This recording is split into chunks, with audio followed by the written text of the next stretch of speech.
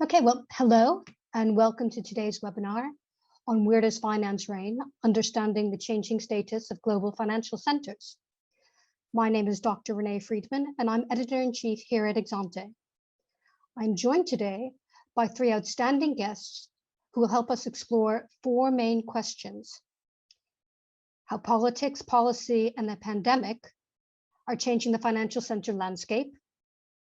What does it really take to be a financial hub? How has technology shifted the influence of financial hubs? And where does the future lie? Today's guests are Mike Wardle. He's the director of Zennon Group Limited, where he focuses on the measurement of financial and business center competitiveness. He's literally written the book on financial centers. In fact, he is one of the authors of the Global Financial Center Index, the Global Green Finance Index, and the Smart Centers Index.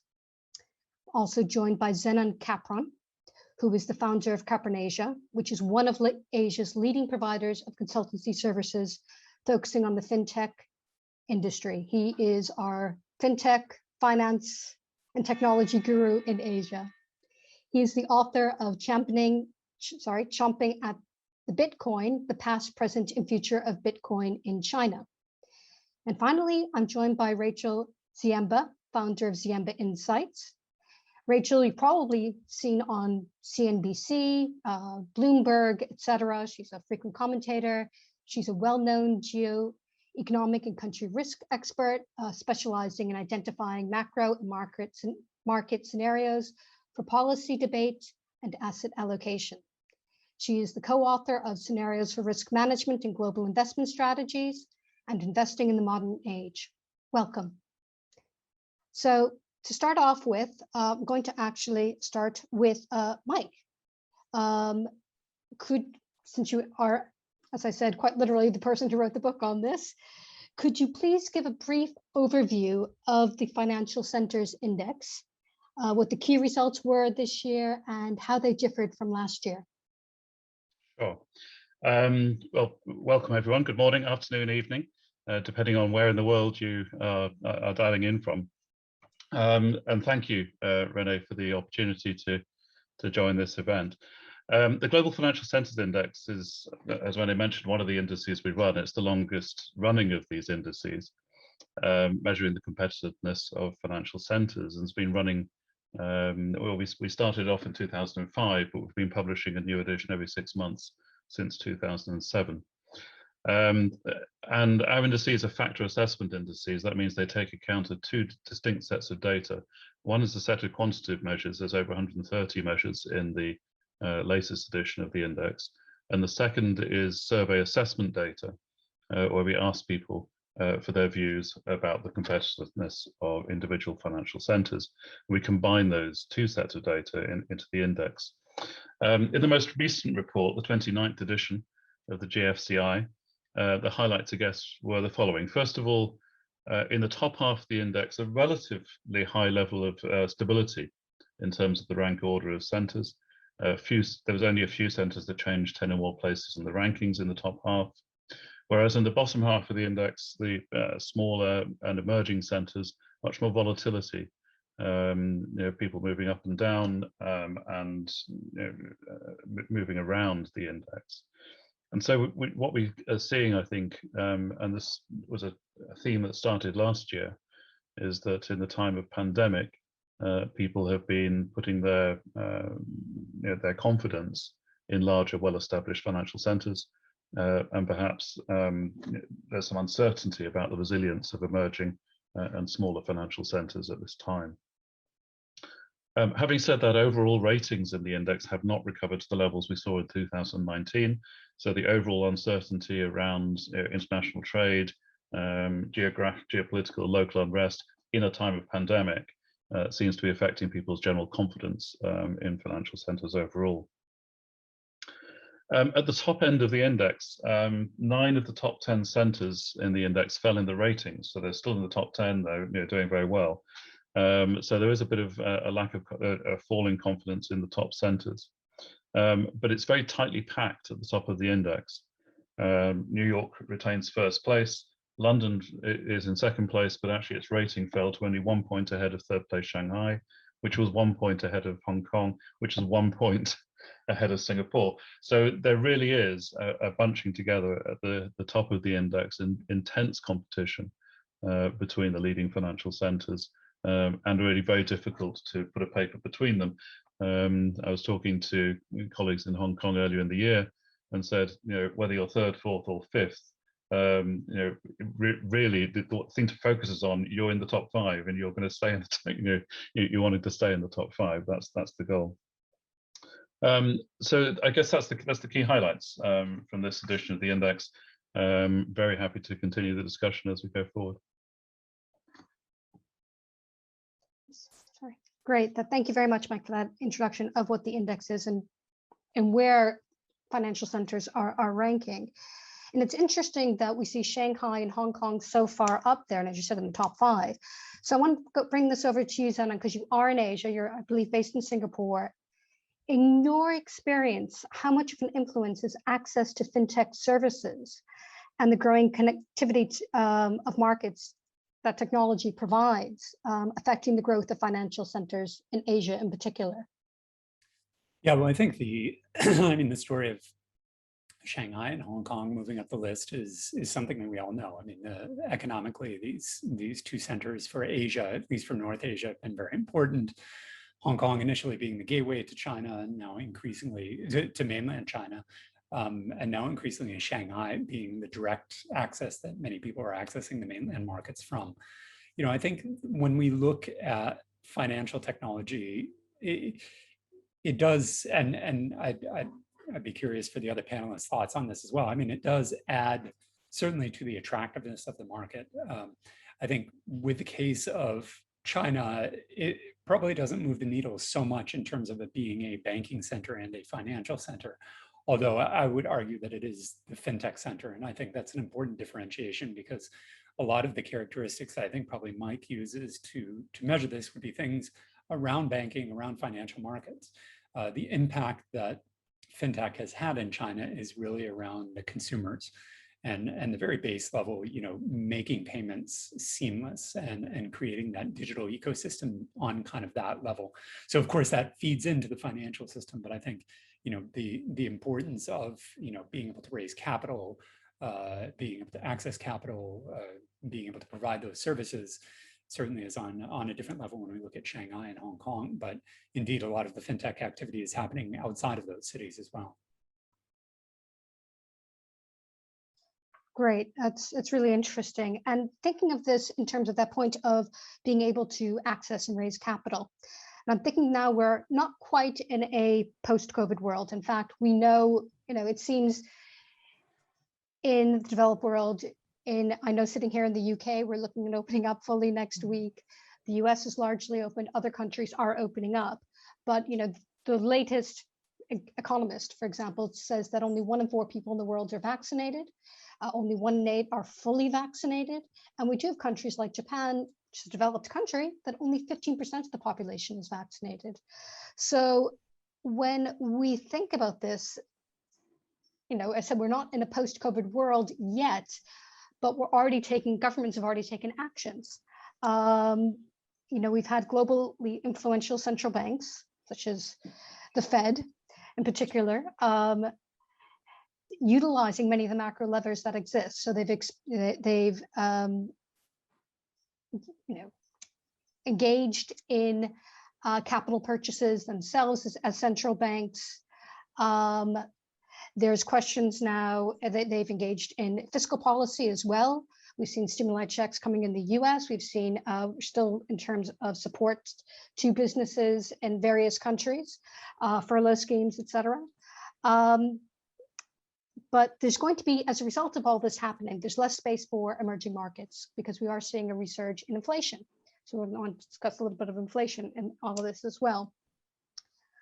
So there's less space for emerging markets and those governments that did not take these types of actions that we saw happening in the US and the ECB, et cetera. So Rachel, how do you think this will affect the growth of capital markets in these countries, the lower to middle income countries, the emerging markets moving forward, given that we've already seen this raft of policy measures and the influence that will have in terms of growth and inflation and how that will peter down, because we're obviously having or hearing a lot of conversations about whether or not we should be worried about inflation. Is it transitory? Is there the space for in emerging markets? Do they have the same space, policy space, I should say, that developed markets do to deal with this and the effect it will have on stock, bonds, and even cryptocurrencies? Sure, I'll do my best. First of all, I should say thanks Renee, and thanks EXANTE for inviting me. This is a really important topic.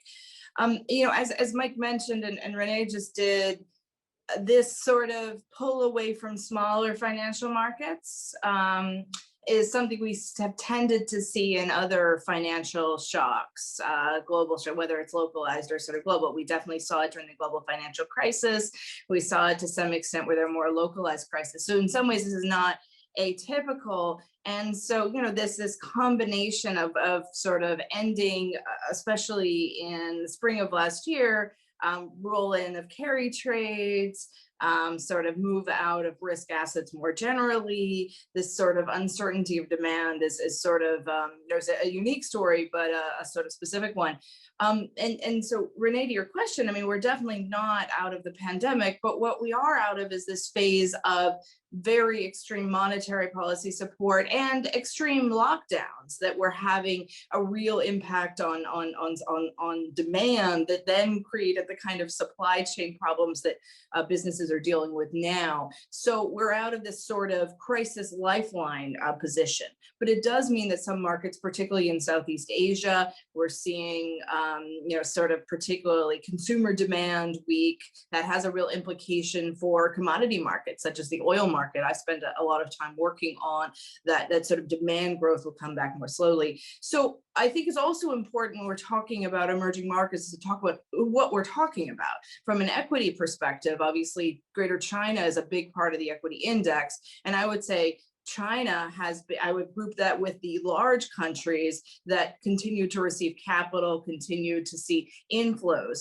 Where China was concerned, that was partly a yield story and partly liquidity and size of the market. So I think what we have seen was a shift more during the last 18 or so months, a shift more towards debt issuance, especially government bonds, but also corporate bonds in big markets, particularly the US, and less equity issuance. There continue to be, you know, buoyant, liquidity fueled moves into global equities, especially the big markets.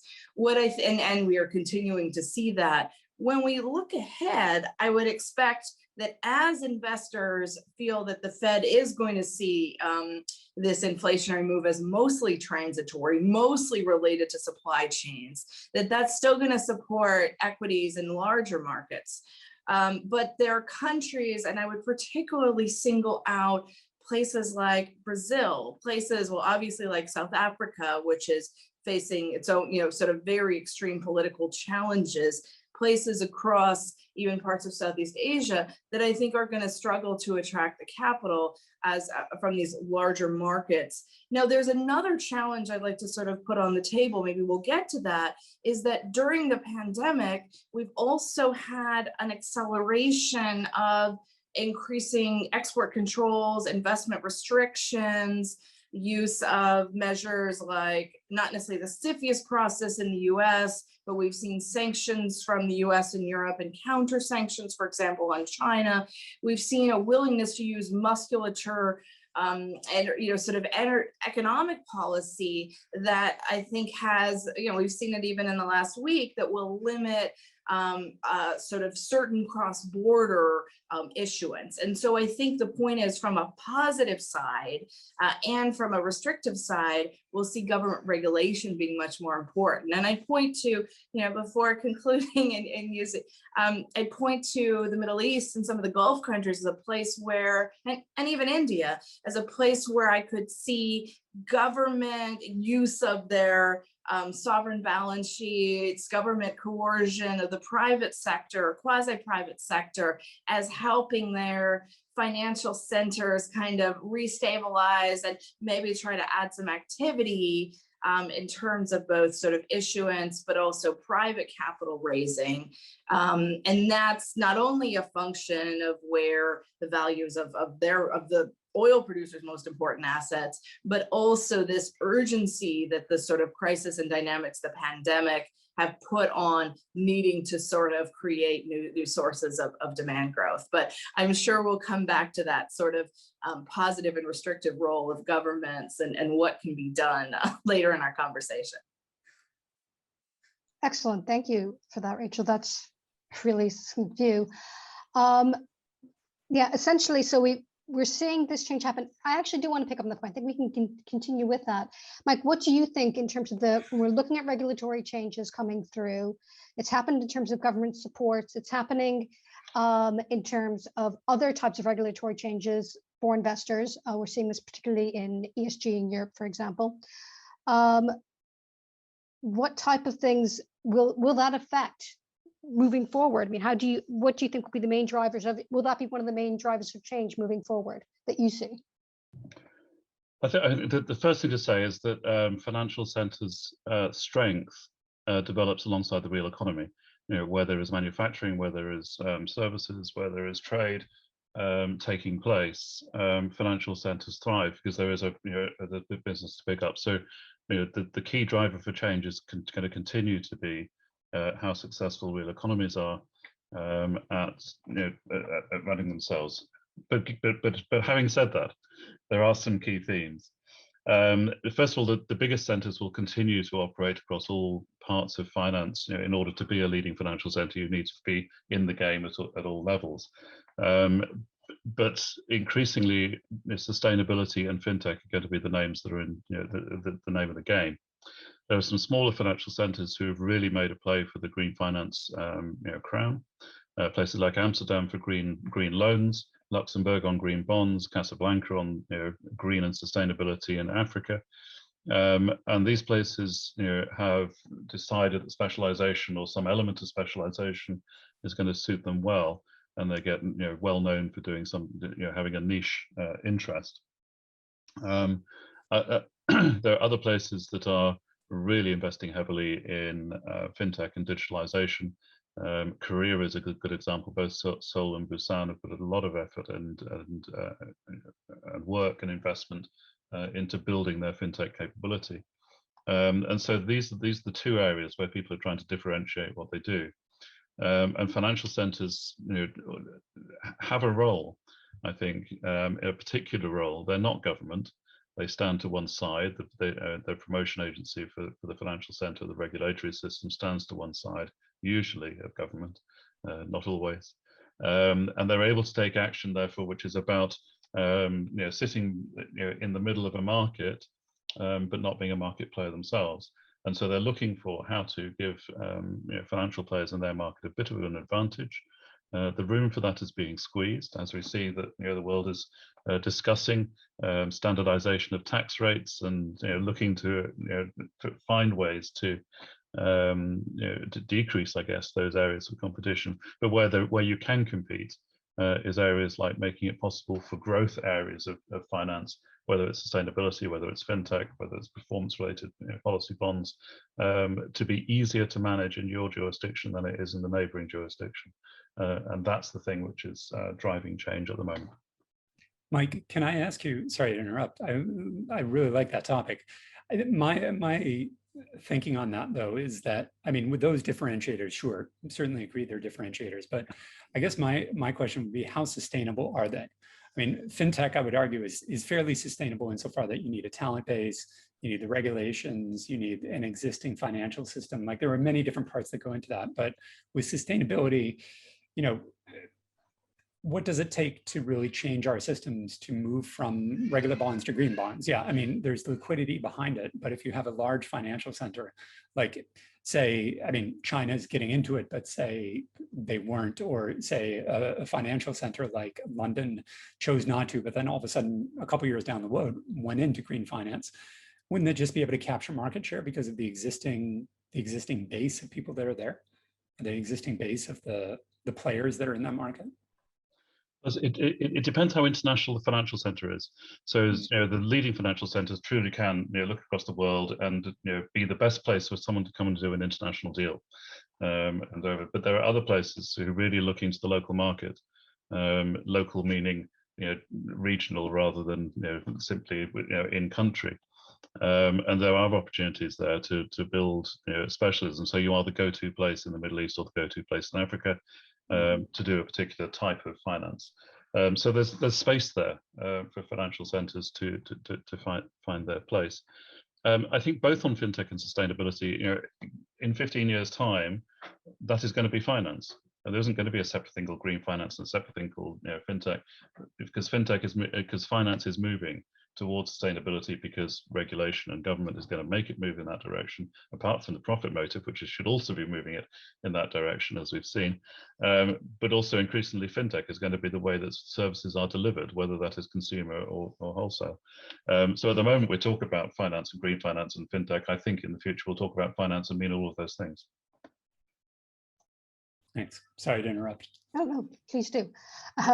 So getting back to the point in terms of in the future, that being finance just being fintech and green, but in the interim, we do have countries that are seeking to differentiate themselves. It's a tough world out there, so they are looking to say we want to be the center for green finance. The UK has come out and said that. China, as she wrote and said, it's moving quickly as well, in that there is a green financial center project within China. And I wanted to ask you, Zennon, in particular, because there is this battle that seems to be emerging between Hong Kong and some of the mainland Chinese exchanges, as well as Singapore. I mean, how this will play out, not just within Asia, but also in the emerging markets surrounding India. Do we see, in terms of, when we think about the growth in financial markets, we also think about the demographics around them, and why, what role does demography play within this? So do you see, for example, any particular Asian capital market seeking to differentiate itself from not just the global competitors, but the local competitors, how it's doing it, and if they're not doing it, how do you see established, markets like Singapore and Hong Kong being able to react to the rise in the future if everyone is going to be moving towards fintech and moving towards sustainability? Sure.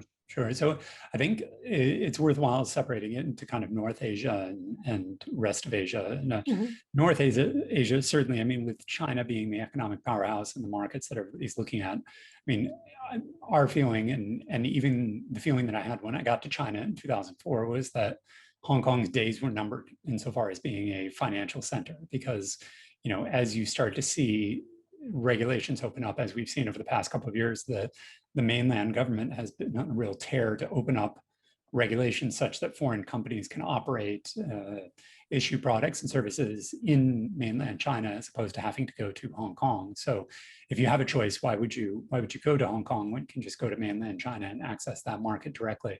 So I think there's always been that Hong Kong has always managed to stay relevant by staying one step ahead of mainland China.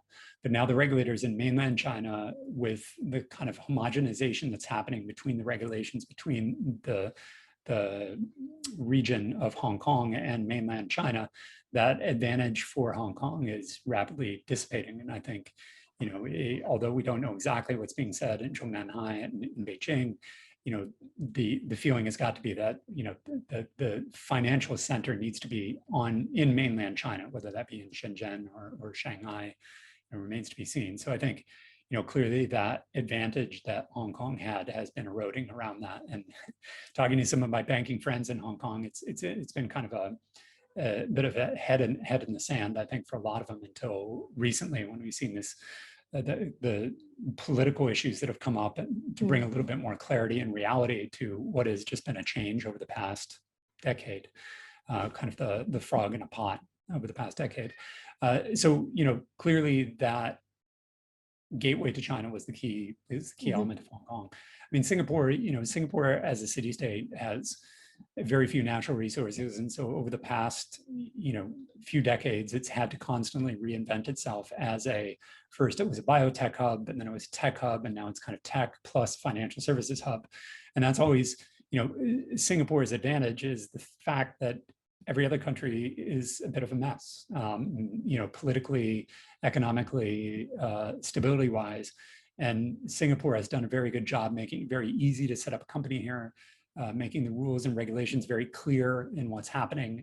If you're looking for, as an example, as a payments license in Singapore, I mean, the rules are there. They may be stringent, meaning a lot of paid-in capital and a certain requirement of, having a tenure of running a business, but it's clear. Whereas, other markets around Singapore are much more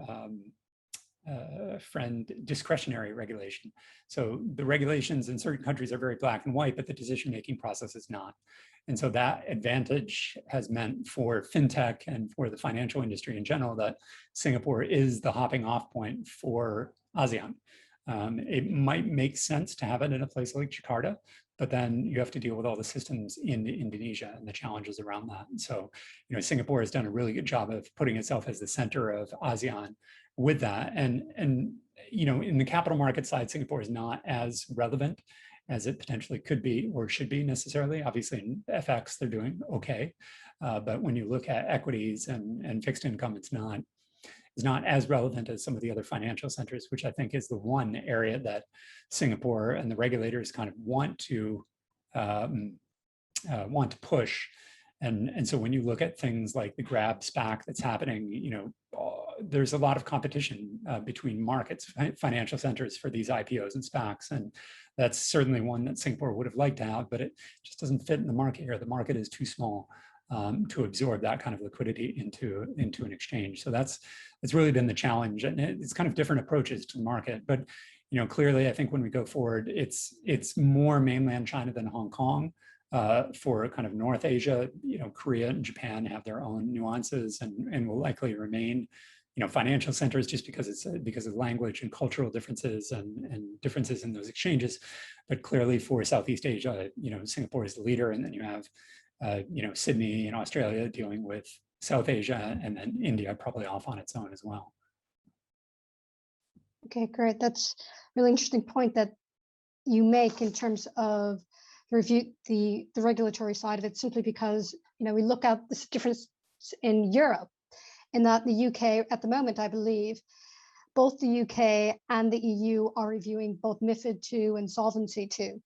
So even though we started from the same page in 2016, and we've sort of been following that post-Brexit, which we now are, there is going to be a divergence in the future, whereas you're saying they're coming closer together in Asia. So that is a very interesting difference coming through. I just wanted to move on to another point on regulation, and we touched on it just briefly. And this is the point, the idea of this global corporation tax and the effect that this will have on financial market development moving forward. Just to remind people, this is a 15% minimum tax.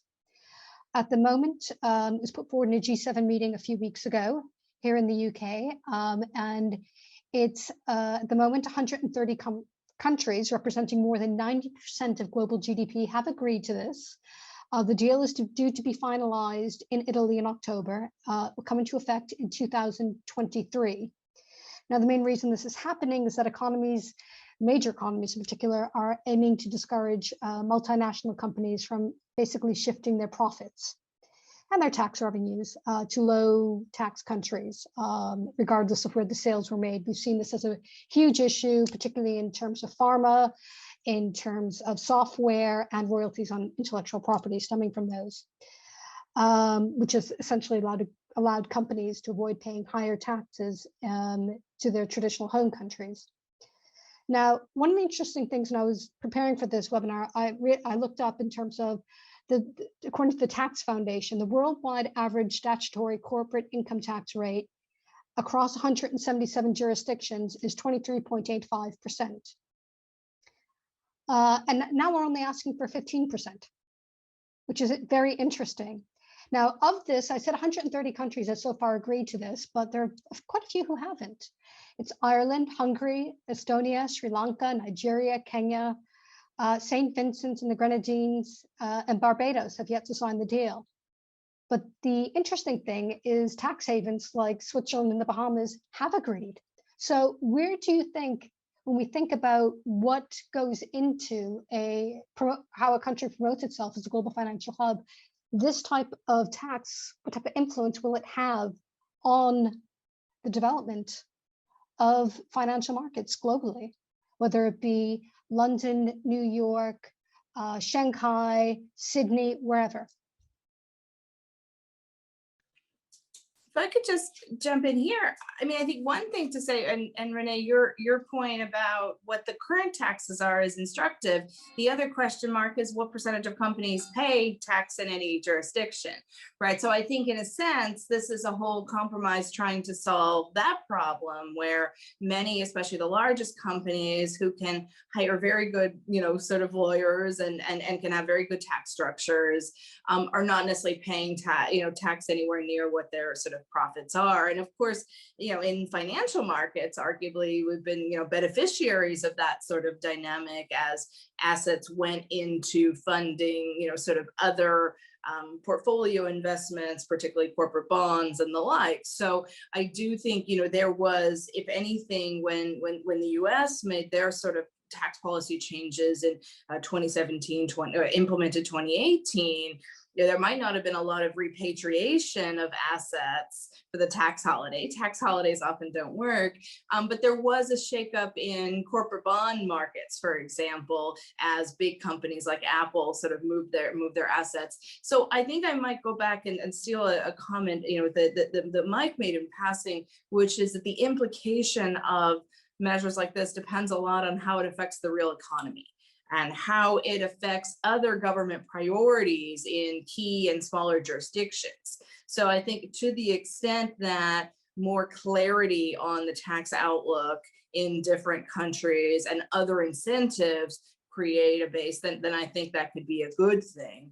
To the extent it is accompanied by perhaps more complicated trade and other restrictions, then obviously that wouldn't be a positive one. So I think along with the minimum tax is also there's some very important data governance rules, for example. This goes back to the point we were making about fintech and a variety of other sort of technological options. What about sort of regulations in different countries around shadow or sort of outside of sort of official sort of regulated banks, institutions? In the United States, for example, there's a greater move to bring in regulation of cryptocurrencies and digital assets to have some of the same foreign exchange and other regulatory rules as if it was another asset. I think clarity around those rules is going to be really key to how financial centers develop. And this is somewhere I think that in this environment we're going into, small jurisdictions that really define and make it easy to operate, or maybe medium jurisdictions, could be well placed. But it's really going to depend on the package and compelling elements. And there might be some cases where we've seen across the global economy that the pandemic was really a hit to the service sector. Not, financial services wasn't the worst hit of that. There's much more in-person delivered services, but I think a lot is really going to depend on, sort of how one navigates here. And as I say, that's those sets of regulations. We have businesses and financial institutions that have to do a lot more due diligence today about what are the rules in China, what are the rules in the UK, what about the US, what about Canada, before they sort of do business with an entity or sign on to sort of underwrite. And I think that proliferation of rules and expectations from whether it's entities like OFAC or their counterparts, I think those are also going to have implications for how the sort of financial center dynamics. I just add a few thoughts. We've been asking people who respond to our surveys for some years about the importance of taxation to financial centre development. And it isn't actually as key a factor as people think it might be. Most businesses seem to value good regulation, ease of doing business, access to skills, particularly human capital development, and how nice is it as a place to live and work. And actually the tax is just kind of, well, we've got to pay tax somewhere. Everywhere we go, we pay some kind of tax. But it's kind of it's not a factor which is driving decisions about where to place business. What is driving decisions are the other factors I've mentioned. It's really interesting because it's something that really comes up of people are you hear tax and people get very, very nervous. In fact, that doesn't seem to have too much of an effect. But I want to go into this point in terms of, you mentioned labor, the quality of labor. And what we're starting to see now is some structural labor shortages in some countries. And we've also seen, due to the pandemic, changes in working patterns affecting potentially the growth of economies. Growth this year is globally, the IMF predicts to be 6%. We're seeing it, going forward very quickly right now at the moment in the US. It's at over 7%, I think, for this year forecast. The UK is probably forecast for, I think it's 5%, a little over. Other countries, if I look at like Russia, 3.5, a bit lower as we move further eastward. Germany's only at 3.6. So again, and that probably has a lot to do with how quickly they've been able to jab people. But thinking about this, if we see the changes in working patterns that we saw during the pandemic become more of the norm, and also the expectations, most importantly, of workers, if they've changed permanently, then we'll talk technological centers, particularly those that do receive some form of government support or are promotion of some degree.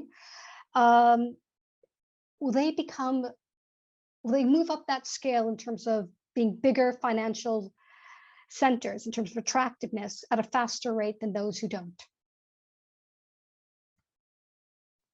Shall I try and start on that one? Yeah.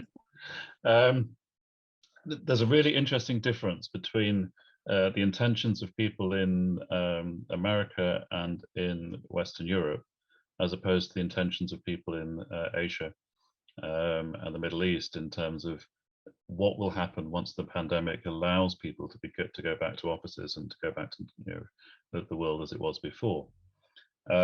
With people in Middle East and Asia, effectively, there's going to be a little bit more home working, and there will be some of that shift, but nowhere near as stark a change as in Western Europe and in North America. And I, having spent a long time saying how important cities are, and that clustering and bringing people together because it drives innovation and all those things, creativity. It's kind of an object piece of research to say, well, what happens when a city no longer becomes the intense cluster of the City of London or Wall Street or the financial district in a leading center, but actually becomes a dispersed set of networks where the physical location of a person who happens to be working for a bank notionally headquartered in Singapore makes very little difference actually to the way in which they work and what work is done.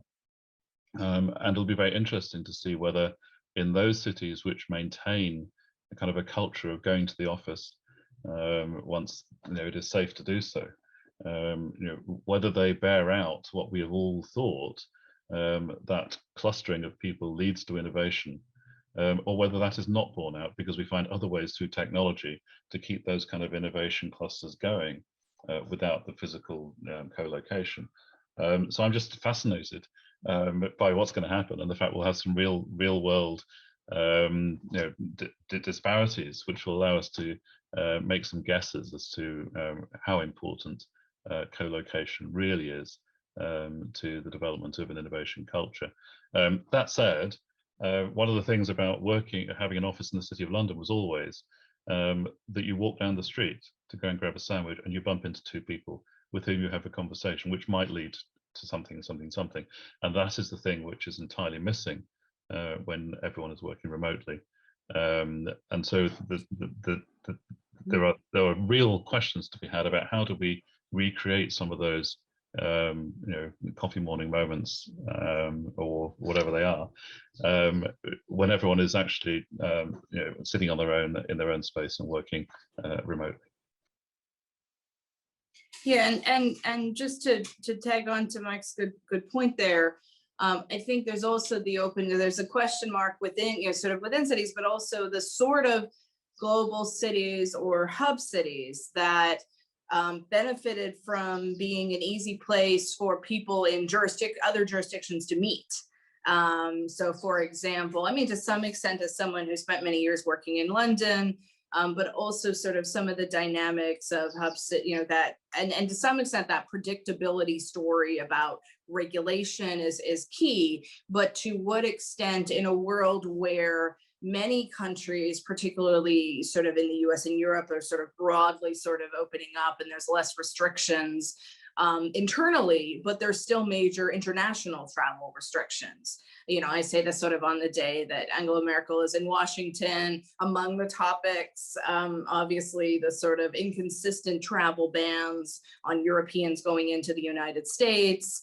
Not all deals require one to kick the tires and to speak to colleagues, but I do speak to, that is people have worked around those travel restrictions, but we're in somewhat of a world now where there are a number of countries where things are open internally. There's a lot of travel. There's an opportunity to sort of say, where's the value? But that sort of cross-border travel is not open to the same extent. Now, there may be jurisdictions that really try to leverage that and provide an opportunity. But I think it's, as you say, it's an interesting question mark about where, sort of, do we have the technological solutions, or what does that new sort of phase look like? I mean, I'm struck by the fact that we are starting to see moves of sort of sovereign funds increasingly going back into earlier stage private market, and maybe not only early stage, right? We live in a world where there's a lot of sort of, late stage or mid stage that keeps companies private for longer. But I think we'll sort of start to see those factors of, what does the collaboration look like? What is a serendipity? What does a serendipity look like? I'm very glad personally that despite all the restrictions, we were able to gather in all of our sort of cities around the world today. But that question mark of a world where global borders remain up, where there's where some technological borders allow us to do that, but what, not just the short-term solutions, but the longer-term solutions. And that's going to impact different industries, right? Obviously, the kind of industries that are still reliant on lots of people gathering together, this is still not going to be a great opportunity for them, which then in turn is going to change who is raising capital. I'll stop there. I'm sure others have things to add, and I'm sure there are more questions. We will get into okay, hopefully not muted, sorry about that. Just thinking about that, it's a really good point in terms of opening up. And one of the things we think about opening up is, of course, trade. And there are a lot of new trade agreements taking place, and not just in terms of what the UK is trying to do, but within Asia itself. I believe there are some expansion of the Trans-Pacific Partnership Agreement. There are other trading agreements taking place. How do you think that those will affect the growth of financial hubs? Will the new trade agreements in Asia or even in the Middle East, because we have seen a few of those happening over the past 18 months, and presumably these trading agreements lead to a boost in credit, flows of liquidity in, will lead to a faster change in financial center rankings? Financial center ranking sounds like mine, to start with, at least. I guess that the answer is that there will be an effect. I mentioned earlier that trade is one of those things which helps to underpin financial center performance for exactly the reasons you've just given, Renée. And so the issue is whether everybody is opening up at the same time. So this is a kind of leapfrogging thing where someone will get an advantage because they open up a new set of trading arrangements. Somebody else will then come in and do another trade deal with that country, and there'll be another boost. What we've seen, however, is, of course, you look at Asia in particular, China and the Belt and Road Initiative, and the way that it is building trade across the world, and maintaining its trade across the world, and thinking about land routes in case sea routes become too difficult, and all of that. Means that there is scope for some smaller and emerging markets to engage in trade that they wouldn't have been able to before. So I was speaking to colleagues in Kazakhstan, which is one of the major land routes from China to Europe, who are invested hugely in their dry ports to make the most of their potential as a staging post between China and Europe. And so there's places which wouldn't normally have been on trade routes, which have been stimulated by the actions, particularly of China in that respect. Yeah, it's not just, it's interesting you mentioned Kazakhstan and the overland trade routes, and obviously going with trade treaties, but it's also reflective perhaps of this increase that we've seen in terms of global shipping, which is fed into inflation as well. And actually getting back to, if I can, just that point of inflation and what we're going to be seeing potentially with that. Rachel, I just wanted to ask, given the cyclical nature of bond markets and equity markets, and as we talked about earlier, the actions of some key central banks' response to the pandemic, where's liquidity piling up? How will it affect the ability of financial centers to grow? What impact will all this potentially have on global growth patterns, whether that be when we look at trade, despite new trade agreements? How will it impact, at the moment we're looking at a boom potentially. How short would that boom be? Will it affect, we've seen commodity prices going up, particularly oil. What about gold and silver and other commodities coming through, things of that nature? So if you could just get on to that a little bit.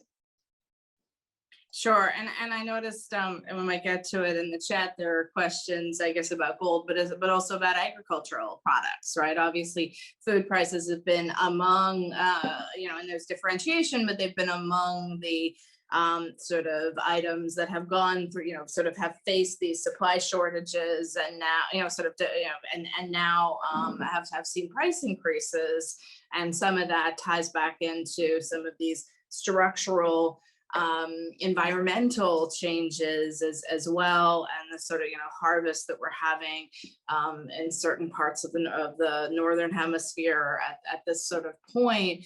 I think where we're talking about inflation, I mean, the dynamics at play, and I think some of it depends. There's both the forecast of what's going to happen in the price cycle, but there's also this question of, as you say, how central banks are going to respond. We know, for example, that sort of more medium-sized emerging market central banks don't have the space to sort of look past inflation. And so we've already seen a hiking cycle that has started in places like Russia and Mexico and Brazil, all countries that, as you said, have relatively modest growth, prospects relatively, particularly those in Latin America. Russia and to some extent the energy producing countries in the Middle East stand out globally as places that couldn't do or chose not to do much fiscal stimulus, even though maybe they could have.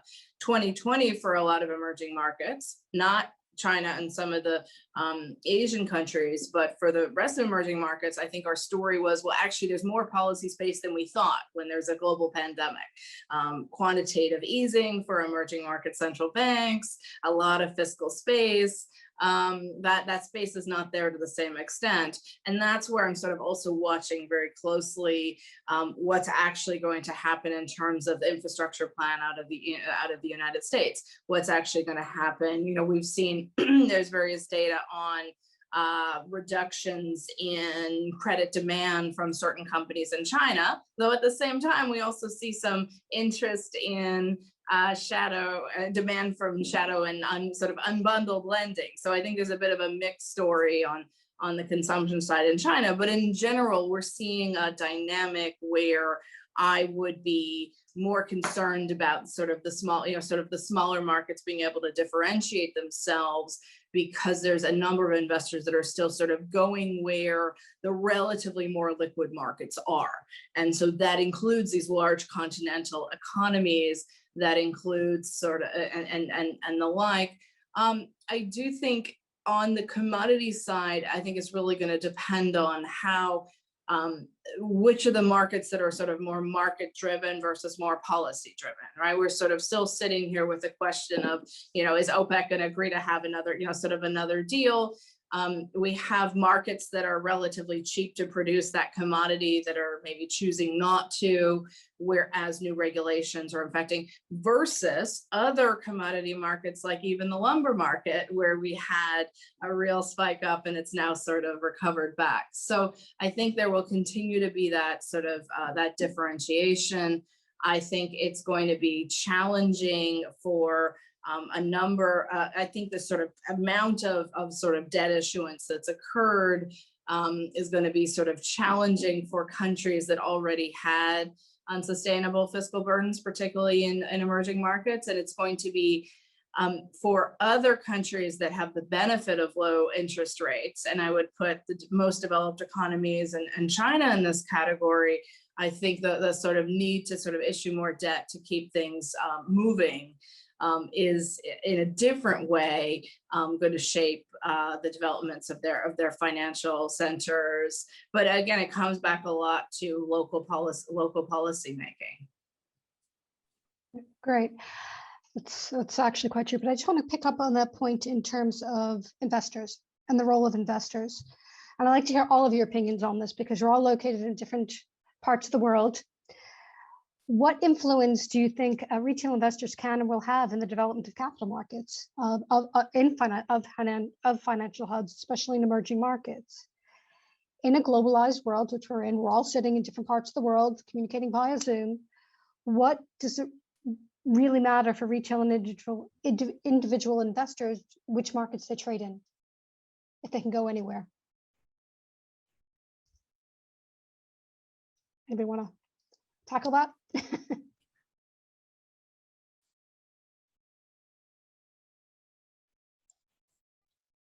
I can maybe comment from the, I mean, it's kind of dodging your question and answering a different one, but I think what is kind of exciting right now that we're seeing in Asia, and more particularly Southeast Asia, is the tech scene finally coming to market. I mean, when we look at GoTo in Indonesia and the talk about them listing, and then Paytm in India and Grab doing a SPAC, I think for a long time, people were just waiting for that to happen at least in Southeast Asia and South Asia, because we hadn't seen, obviously we've seen in China, Tencent, Baidu, a lot of the, well, more infamously Didi and Ant Group that obviously didn't get to market, but Southeast Asia was really waiting for that moment to jump and to really become meaningful for retail and indeed institutional investors globally. And it started to kick off, I think, with C Group. The performance of the C Group stock over the past couple of years has been phenomenal. And so that started to get attention onto what's happening in Southeast Asia. But now, over the past year and these potential listings that are coming up for Southeast Asia and South Asia is really an opportunity in finally seeing some of these companies that have been around for a while exit, which is a big vote of confidence for the market. The other part of that is the goodness that brings, because in many, you have a Google mafia, you have a PayPal mafia, you have all of these other startups that have gone to market very successfully, and then the entrepreneurs or the original employees that exited those deals with millions in their bank account, are investing in other startups, and that's something that we've been lacking in Asia as well. Obviously, there's a lot of money here, but it might be in property or corporate, but there's not a lot of tech money here in the market. So the other thing that is exciting as we go into the end of 2021 and into 2022 is all of these people, once they cash out, where does that money go and how does that impact the market? And so a lot of people here are very excited to already build on kind of the VC base that's been established, in Asia with this kind of the mafia from Grab and from these other companies that are going to market. So I think that, that is changing the way, I think certainly people are looking at Southeast Asia as a potential investment destination. Now, the challenge behind that is that some of these companies are probably going to list in New York or in other markets, which, does it matter? If you're the financial center, it does. If you're the investor, maybe not so much, because like you said, you can trade anywhere and from anywhere. So yeah, I think that in my mind, at least for Asia, that's one of the exciting things that we look at going forward.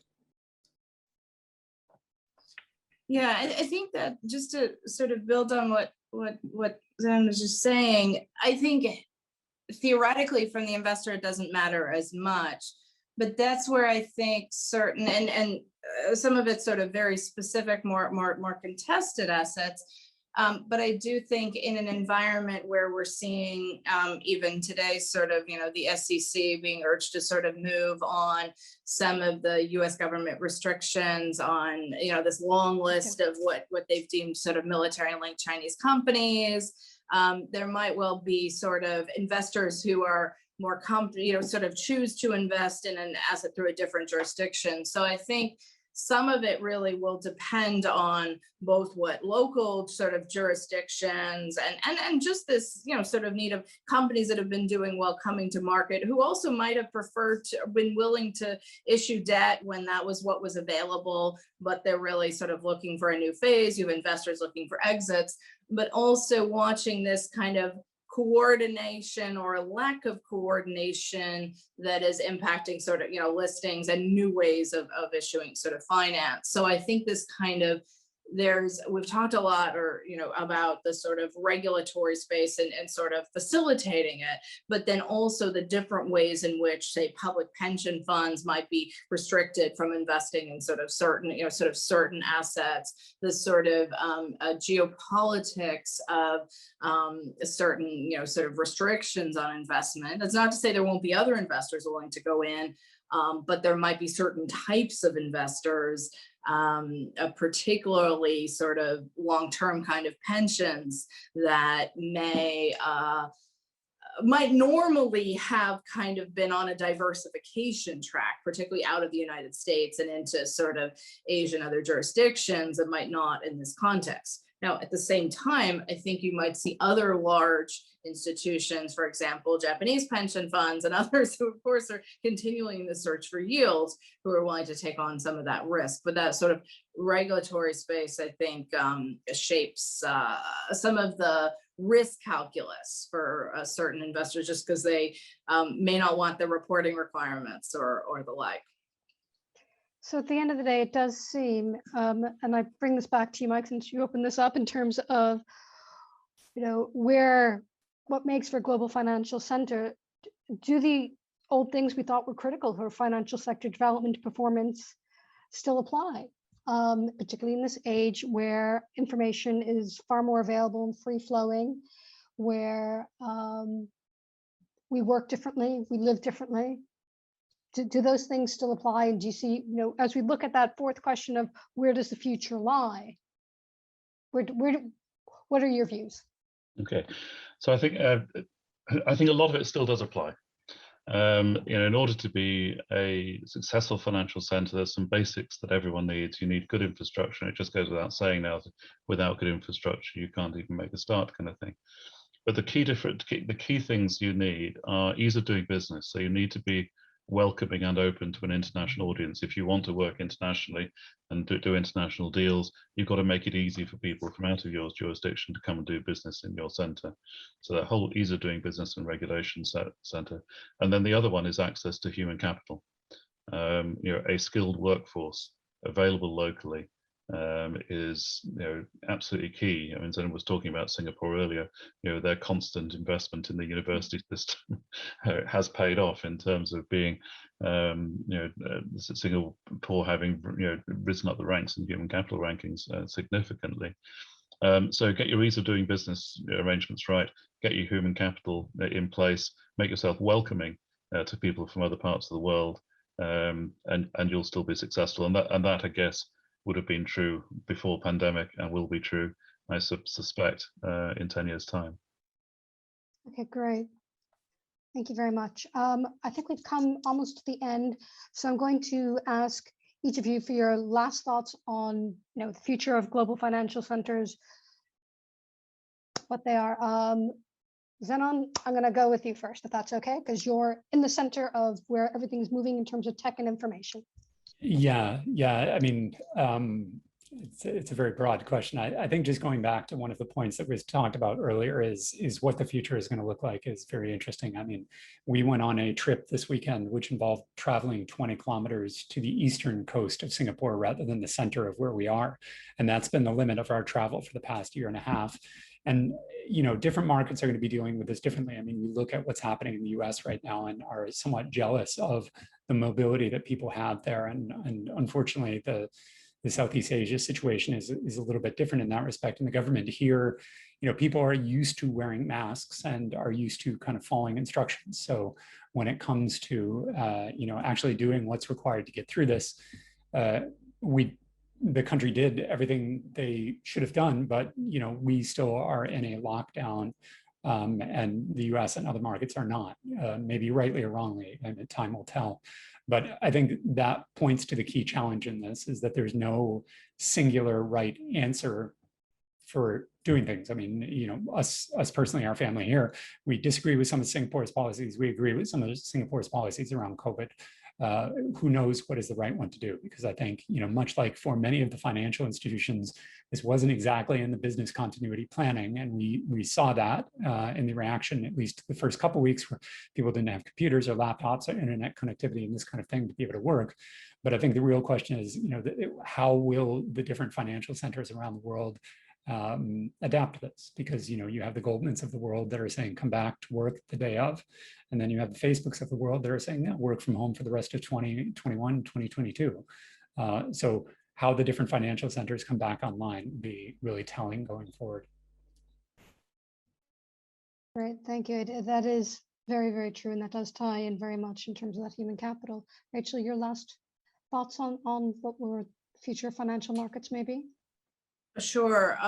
Would just echo that and say that I think this is really an opportunity where the governments that have, for medium-sized markets, the governments that have a catalyzing, sort of role to, for example, sort of partner with other, institutions. There may be some interesting entities that move sort of up or down, but I do think sort of financial, centers and that infrastructure does still matter. And in some ways it can reinforce the role that the larger, the larger players have. But I just keep coming back to this question of, watch the government sort of, positive and restrictive policies, because we are in a world, as entities like the EBRD were highlighting last year, sort of the state is back.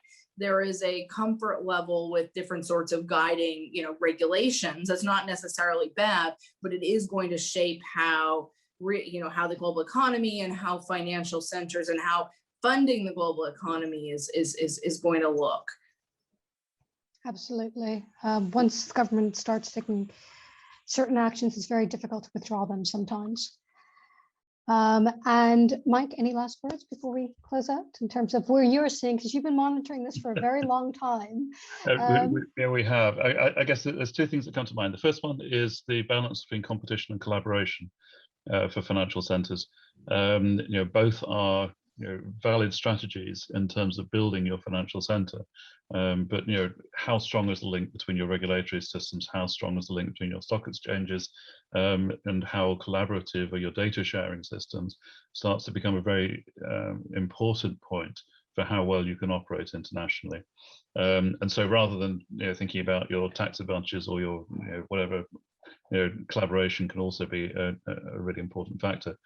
The second one is the whole question of financial inclusion and the Sustainable Development Goals.